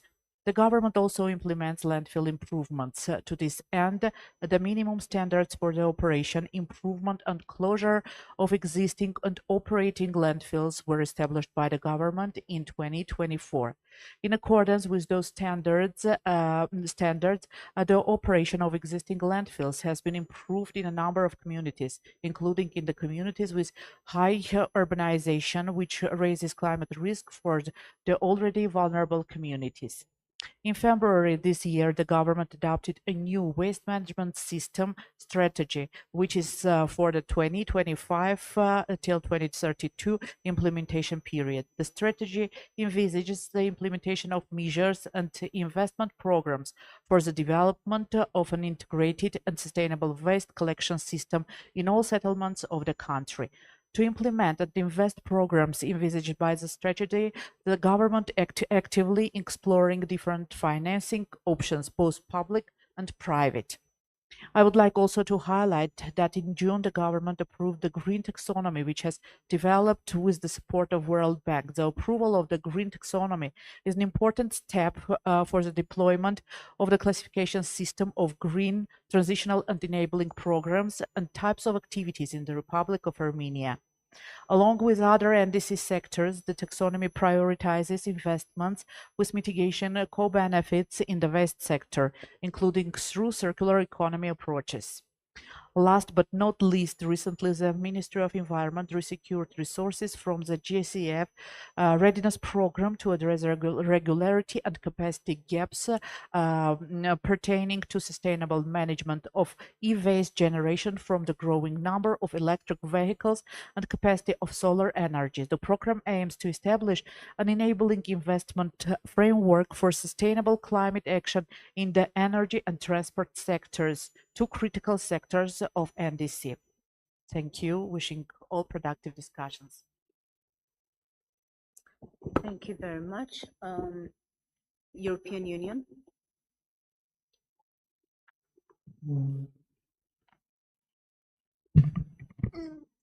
Thank you very much for giving me the floor. I want to emphasize before I try to make it very brief, the intervention that we believe the realities are very different in different countries, and we are very aware of that. And I think it's very useful to share best practices and lessons learned that might be of use to others. Also, because we believe that learning from each other is really critical to tackle emissions more effectively. So let me start with the circular economy approaches. Circular economy solutions are key for the EU to reduce GHG emissions. And it's important to emphasize that the GHG emissions reductions from waste management are important, but really not the only one where circular practices can help to decarbonize our economies. So circular solutions are a necessary requirement to reach climate neutrality for the EU by 2050, because our assessment shows that the EU can reduce by 25% of the GHG emissions reduction needed until then can be achieved through circular practices. And I just want to highlight 6 best practices that we have, and I make it really brief, one sentence per practice. So first is the product design. So the eco design for sustainable products regulation that we implement shows that the design of products and only allow those to be placed on the EU market that are really durable, reusable, and recyclable, to reinforce the transparency along value chain, and digital tools such as products passports and material tracking have proven to be quite important. A second one is the, as colleagues have mentioned as well, as the extended producer responsibility schemes that shift the financial responsibility of waste management to producers, and that can then incentivize adjusted fees based on the circularity of products. The third aspect is the incineration and landfill taxes that have also been mentioned in the previous session, because they make circular solutions like reuse and recycling economically more viable compared to incineration and landfilling. And that's also a challenge that we experience in the EU, that there's basically an economic incentive to produce new rather than reuse or recycle. A third one is the lead market, for example, for low carbon steel. So the Commission is also preparing a carbon label for steel. And together with the EPBD provisions, this will help create a lead market for low carbon steel, also using recycled steel. A fifth solution is in construction. So we have a principle there that is called reuse, recycle, and deconstruct, because in the construction sector, that's the sector with the highest use of resources and the biggest source of waste. It's therefore important to consider how to increase the use of secondary products as opposed to primary products. And this requires deconstruction as opposed to demolition, followed by storage of dismantled construction products and the use nearby. So reuse should really be favored as a second option, and then recycling. Several member states, and I hope colleagues will complement later on from member states, have introduced limit values for the life cycle GHG emissions of new buildings, which then favors the use of low carbon or carbon negative materials. And last but not least is mandating a separate collection and treatment for key waste streams. For example, organics, textiles, e-waste. That's not only important for the waste, but it also has improved the recyclability of materials if you separately collect them in advance. And the EU does this through their legislation, so through their Waste Framework Directive. And it's complemented by recycling and recovery, packaging waste directives, and a certain plastic waste. And again, I just want to highlight one challenge that I think is really crucial here, which is the cost competitiveness. It means the price of virgin or primary raw materials as compared to secondary materials, because oftentimes the primary raw materials are much more expensive, are much lower than the secondary raw materials. For example, in the construction sector, due to the business models put in place there. And we also face the same in consumption patterns where, for example, repair is more expensive than actually buying a new one, or in the plastics. Thank you very much. Thank you very much, EU. We'll now turn to Colombia, who's online for their intervention.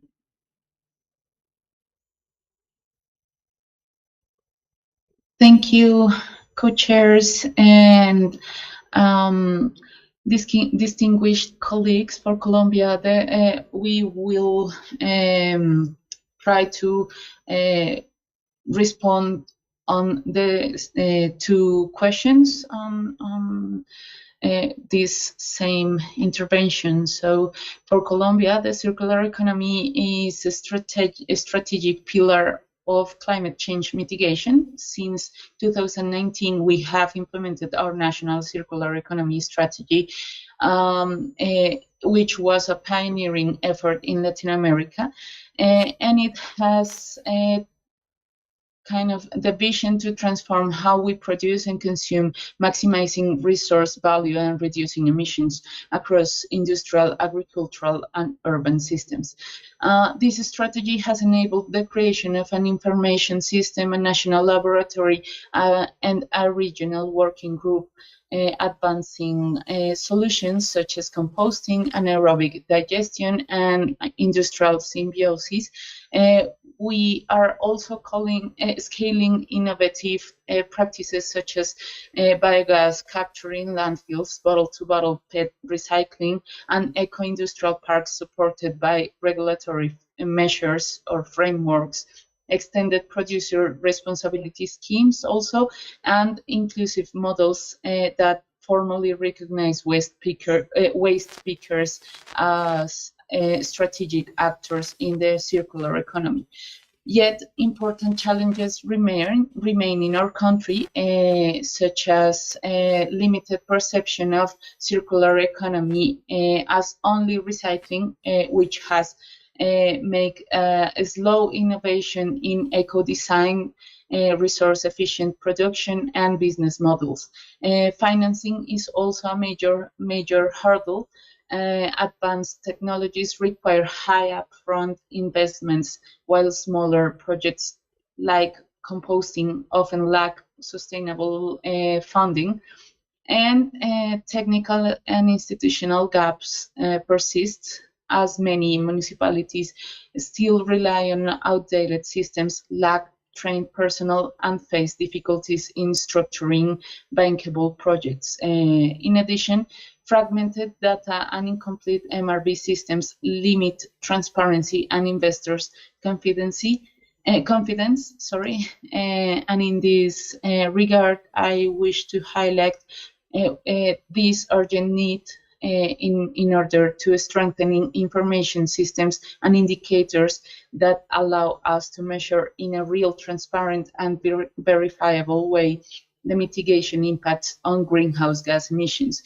In this regard, Colombia is designing a sectoral MRV system for waste and support from Climate and Clean Air Coalition, CICAC, aligned with our NDC and the Climate Action Law.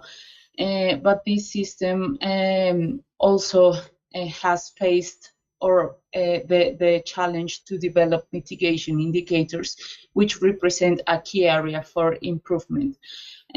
Colombia also would like to highlight that addressing these challenges, conceptual, financial, and technical and cultural, will require stronger cooperation, innovative financing, and robust international support.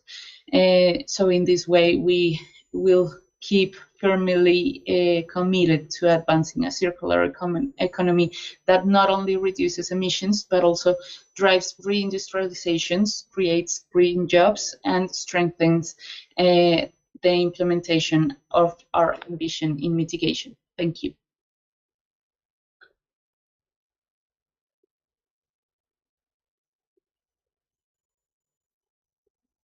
Thank you very much, Colombia. We now have the Netherlands, also an online intervention. Thank you, Madam Co-Chair. Are you able to hear me? Yes, we can hear you and see you. Thank you so much. And since this is the first time that I'm taking the floor on behalf of the Netherlands, I would like to thank the organizers for making it possible to discuss the important topic of circular economy approaches within the context of the UNFCCC. Starting with my first point, we know that only about 1 out of 4 NDCs currently refers or has explicitly circular economy policies as part of the NDCs. That's why we call on all parties to take a look to the UNEP, UNFCCC, UNDP Circular Economy NDC Toolbox, of which the Netherlands has been a proud supporter. I also would like to thank my colleague from the European Commission, who saves me the time to refer to important building blocks of Europe's journey towards a fully circular economy. That notwithstanding, the Netherlands eagerly anticipates the upcoming Circular Economy Act of the European Union. And the reason for this is that we really need to make the circular economy markets work. One of the questions raised is about barriers. And in our opinion, one of the biggest barriers to fulfill our circular dream has to do with price. That's why I would like to make 2 points. First of all, finance. The role of finance cannot be underestimated in implementing circular economy approaches. One example is that in the Netherlands, in response to the Paris Climate Agreement, there was a task force on circular finance installed, in which the government, together with financial institutions, asset managers, banks, insurance, work together to de-risk finance and also to create innovative finance instruments, such as value chain financing. And a second example within this first point is the creation of a dedicated working group of MDBs, which is called the Circularity Exchange Network. Together with the Ellen MacArthur Foundation and the Inter-American Development Bank, the Netherlands has been instrumental in creating this network, and we're very proud to see that the IFC has currently taken over the lead. And my second and final point has to do with the power of public procurement, which also is instrumental to create a working market for circular economy. Especially within the built environment, the power of public procurement cannot be underestimated, and the Netherlands eagerly works together with countries around the globe to exchange ideas and practices on unlocking the power of public procurement. Especially within developing countries, there is a huge opportunity to shape a circular and urban future. Thank you all very much. Thank you very much. Japan, you're up next.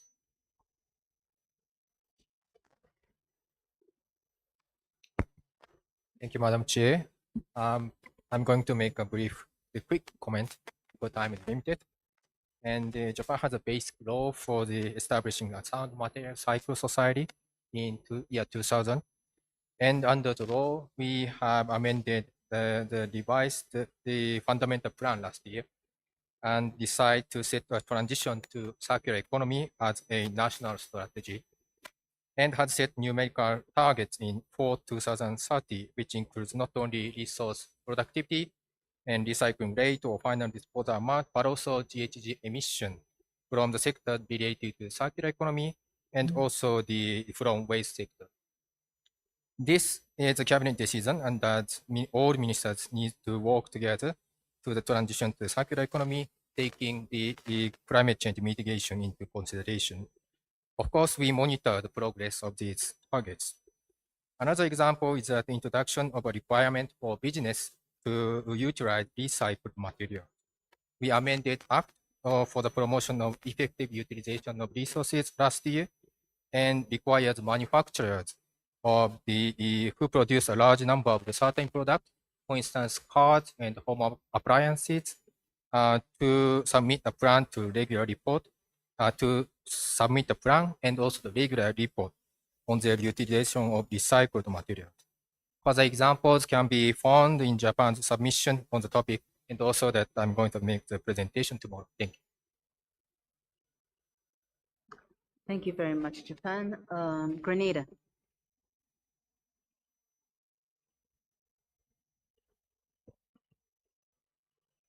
Grenada. Okay, while you're preparing yourself, I think we'll continue to the UAE online, and then you can come back to Grenada. So we'll have the speaker from the UAE. Chair. Thanks. Thank you. The recent approved UAE climate law recently published reinforced the existing legal arrangements supporting domestic implementation, monitoring, reporting, information achieving, and stakeholder engagement to achieve the NDC.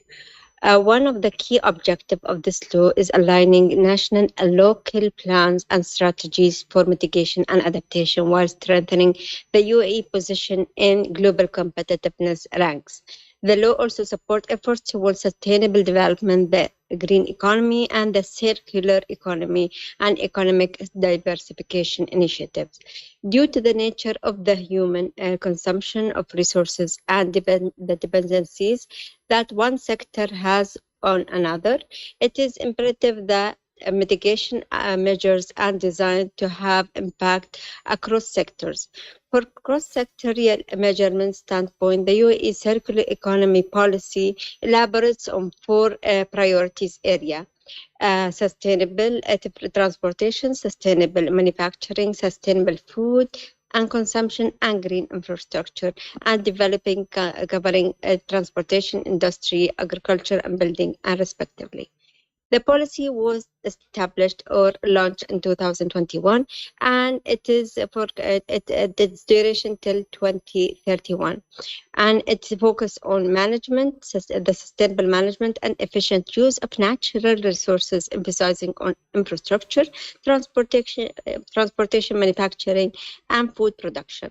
It has led to regulations for sustainable manufacturing and green infrastructure project as well. Key activity includes establishing sustainable food production system and promote sustainable transportation. Benefits include job creation in green sectors, reduce non-GHG emission, and training in sustainable practices. Various outcomes are expected also from implementing this policy, including a decrease of the GHG emission and other harmful pollutants, and the development of one or more efficient, competitive, forward-looking, and innovative manufacturing sector. The UAE believes that circular carbon economy approaches offer the possibilities of not only improving material use and reduce pressure on landfills, but also serves as a framework to develop emission reduction strategies along the full carbon cycle of products and waste management processes for reducing, reusing, recycling, and removing. CCE then aligns with the latest finding of the IPCC as well, which emphasize on the importance of combining emission reduction strategies and carbon management solutions. This includes transformational of waste to energy and scaling carbon capture solution. When linked to the carbon capture utilization and storage, negative emission can be achieved, forming a carbon dioxide removal CDR technology and bioenergy within the carbon capture and storage. CDR is essential technology under CCE that contributes to the removed part of the CCE approach and aligned with the finding of IPCC synthesis report AR6 that outline the avoided role of CDR and carbon management in achieving the goal of Paris Agreement. Also, we have advanced a nature solution to potentialize the role of the carbon sinks. The waste sector provides a clear framework to prioritize the role of technology based on solution, including carbon synchronization technology across all systems and sectors. Key message or key measurements in the waste sector to contribute to reduce GHG emission, and in turn, UAE supports achieving the its NDC through these measurements. We have also joined to the Scale 360 initiative led by the World Economic Forum, which aims to accelerate the transition in the circular economy by leveraging advanced technologies. It brings the government together, businesses and civil society stakeholders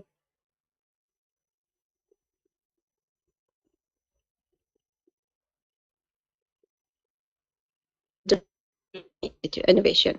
UAE was the first country to join this initiative, showcase the commitment towards sustainability.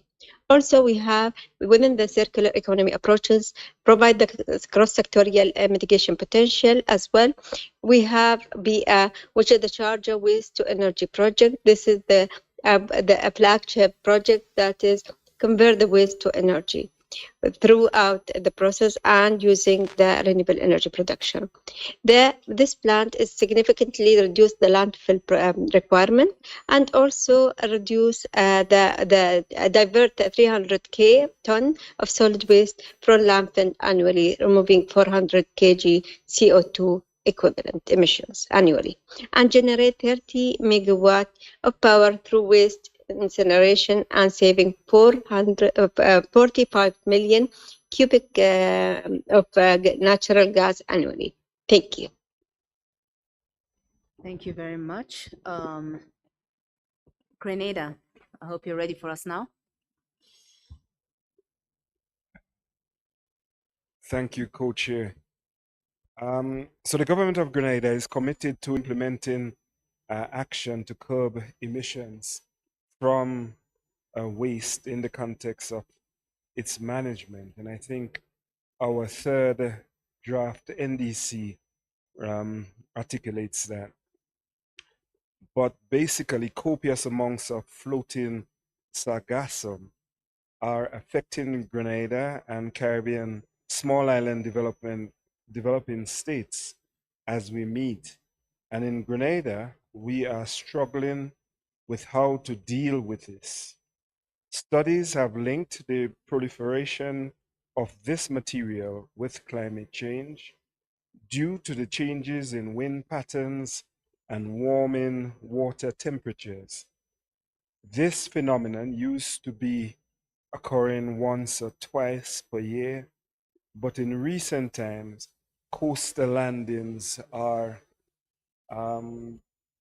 10 or more times a year, and that would be quite normal. UN reports estimate that Caribbean SIDS coastal environments have been inundated with massive amounts of sargassum. So in terms of numbers, in 2018, more than 20 million tons of sargassum landed in June alone. In 2019, 27 million tons between the months of June to August. Now, in addition to the negative economic impacts on fisheries and the tourism sector, there is the perception of negative impacts on respiration and other areas of human health and property, including impacts, visible impacts on jewelry, electrical equipment and infrastructure through the production and release of gases such as hydrogen sulfide, ammonia, nitrous oxide, methane, etc., from the rotting sargassum. This troubling issue requires expertise intervention to understand and manage in the context of protection of the environment, protection of human health and property, and the negative impacts on economic activity. There are potential opportunities which speaks to innovation, waste to energy, opportunities, composting, new product development opportunities, but obviously technical expertise, technical know-how, financial assistance, best practices, capacity building, knowledge and awareness raising, and support and assistance is obviously required. Thank you, Madam Co-Chair. Thank you very much, Grenada. I now have Dr. Haitham from Saudi, who will be followed by Iran, South Sudan, and China. We were going to end at 5 past, but I don't think we'll be able to make those 4 interventions in 2 minutes. So I'll just appeal for a bit of brevity and we'll continue until at least 4 past. Thank you. So Dr. Haitham. Thank you, Madam Chair. Can you hear me well? Yes, perfectly. Thank you very much. So this is Dr. Haitham Naqar from King Fahd University of Petroleum and Minerals in Saudi Arabia. So this is probably my second intervention today, and it is actually related to the end of life membranes of desalination systems. So In regions that depend heavily on desalination, one often overlooked circular economy opportunity is the large number of reverse osmosis membranes that are discarded actually at the end of their life. So a recent statistic that globally desalination plants generate more than 800,000 end-of-life membranes each year, most of which end up actually in landfills. Yet these membranes are made of valuable materials, made of polyamide, polyester, glass housings, and metal connectors, and actually can be cleaned for lighter water applications or repurposed into new products, including construction materials. And this is actually one of the projects that the Center of Construction and Building Materials here at KFUBM is working on. For Saudi Arabia, this actually connects directly to Vision 2030, which places circular economy and resource efficiency at the heart of national transformation. Vision 2030 sets an ambitious target of diverting 82% of waste away from landfills by 2035. And this cannot be achieved actually through traditional waste streams, and the niche streams like the discarded desalination membranes are actually part of the solution. The barrier is not actually the idea, but the absence of technical standards and certification that utilities can trust. This is where circular economy platform actually can make a tangible contribution. So I am hopeful that these platforms can set standards, can validate applications, and share knowledge in ways that actually directly advance our vision of waste diversion and the overall sustainability goals. Thank you very much, Madam Chairman. Appreciate it. Thank you very much, Dr. Haitham. We now have Iran.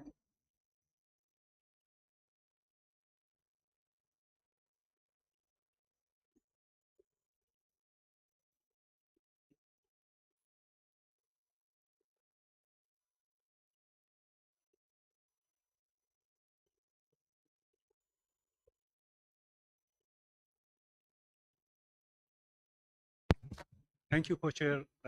For time constraint, I would be very brief. Practice of circular economy in waste management in Iran includes certain national and local plans to improve municipal solid waste management by promoting source separation, strengthening citizen participation, education, and awareness raising, composting, and the production of refuse-derived fuels, or RDF. About the challenges in Iran in implementing a circular economy in waste management, some of them include but not limited to enforcement challenges, mostly due to financial, technical, and technological constraints arising from unilateral coercive measures, inadequate infrastructure for source separation and recycling, and insufficient data on waste generation, which are essential for waste management system. Thank you. Thank you very much, Iran. South Sudan.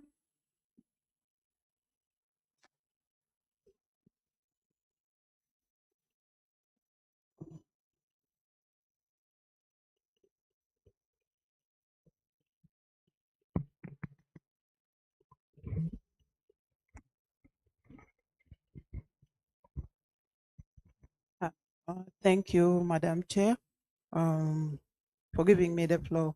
I would like to make a few submissions on behalf of South Sudan. Actually, South Sudan formal circular economy framework is still underdeveloped, but there are some ongoing initiatives and efforts in the country.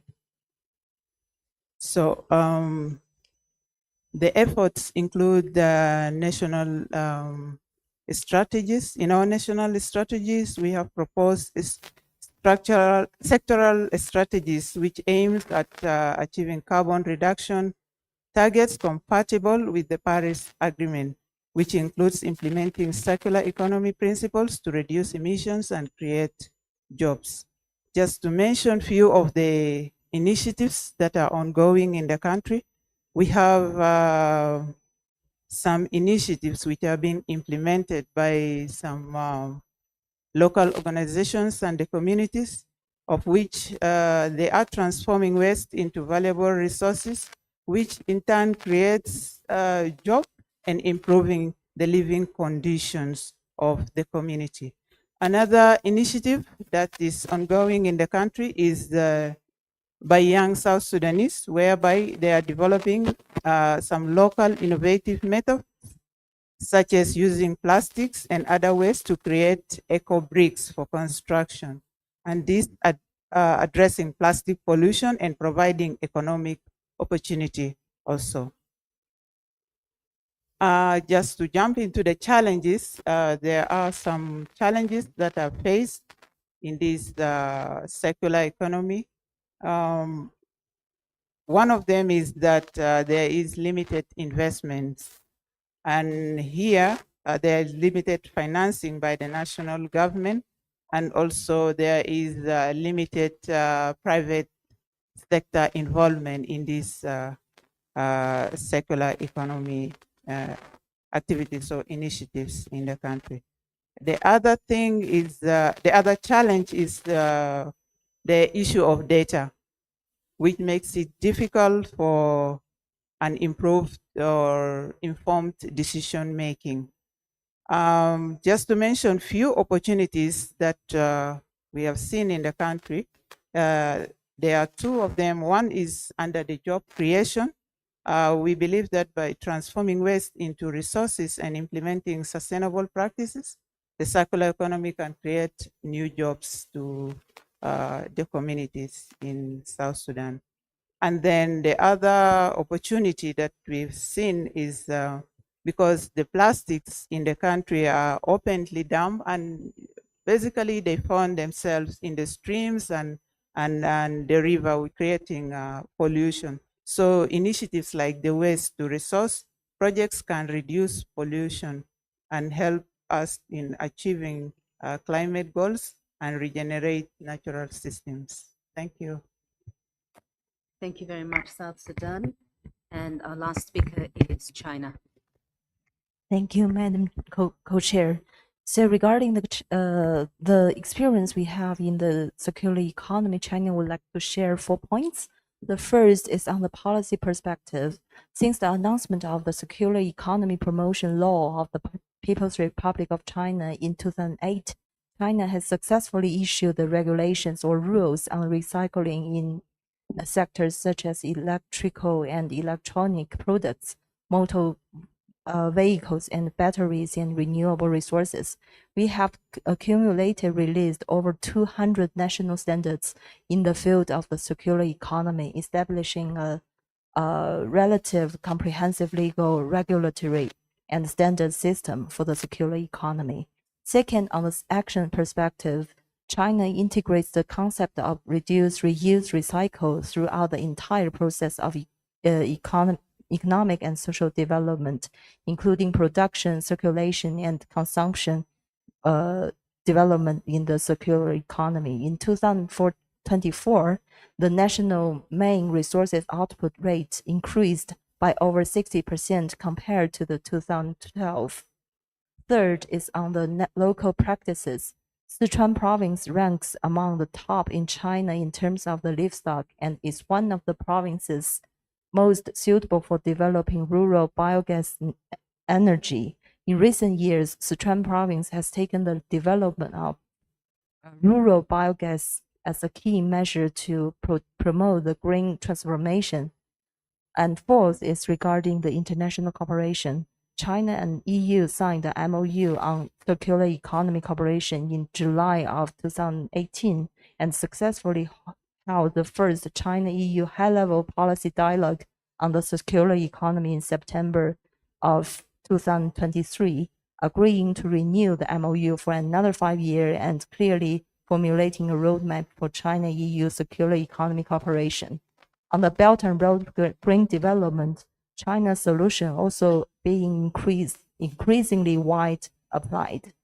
And regarding the challenges and barriers, there are 3 points. Firstly, we need to enhance the coordination among multiple ministries and departments.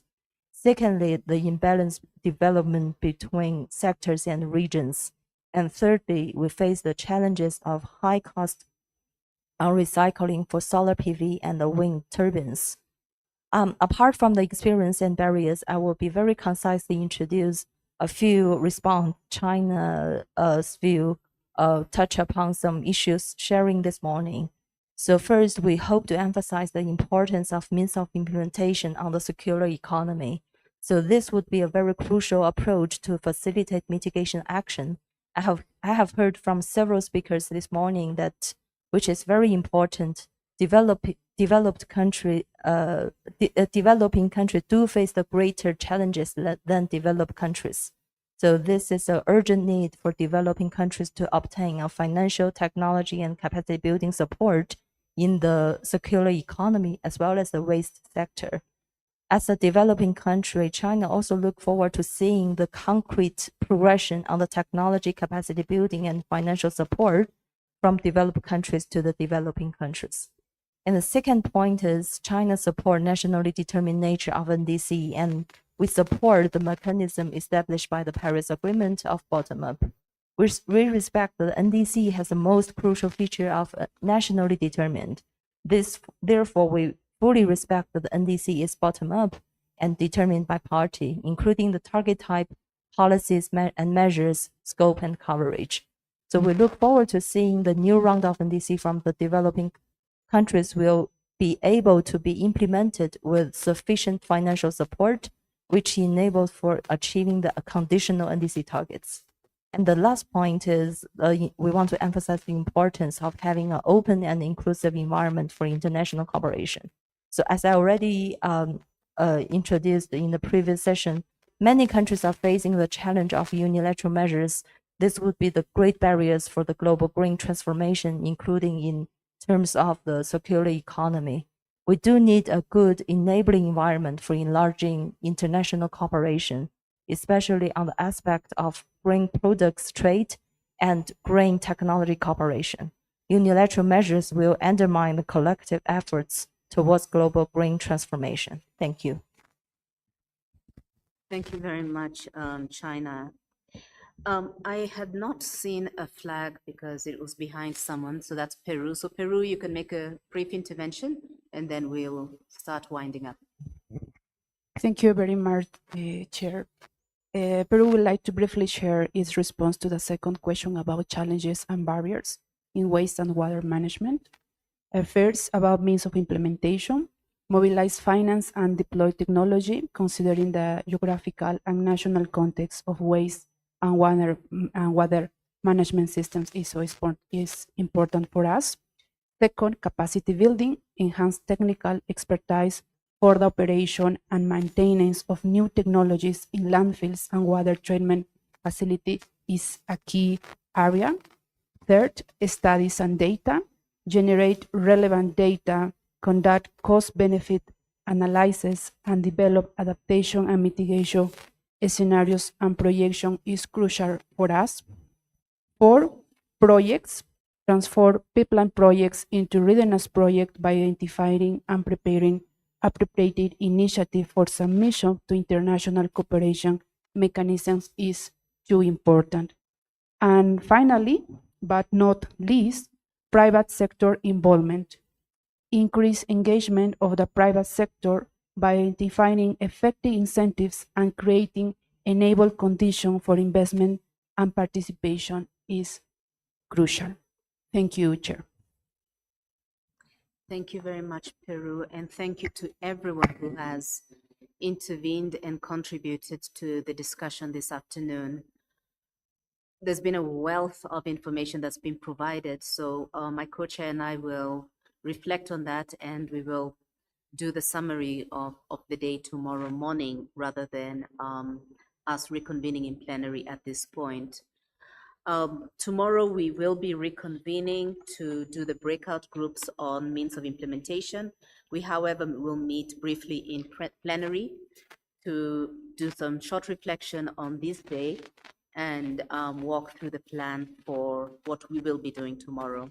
So once again, thank you so much for all the interventions, the very useful examples. Very encouraging to hear the wealth of activities going on in different parts of the world, and also to hear some of the opportunities that could be undertaken and the challenges that you are facing. More on this tomorrow, but for now, I'll close the meeting and have a good evening, and I will see you tomorrow. Thank you very much. Meeting is closed.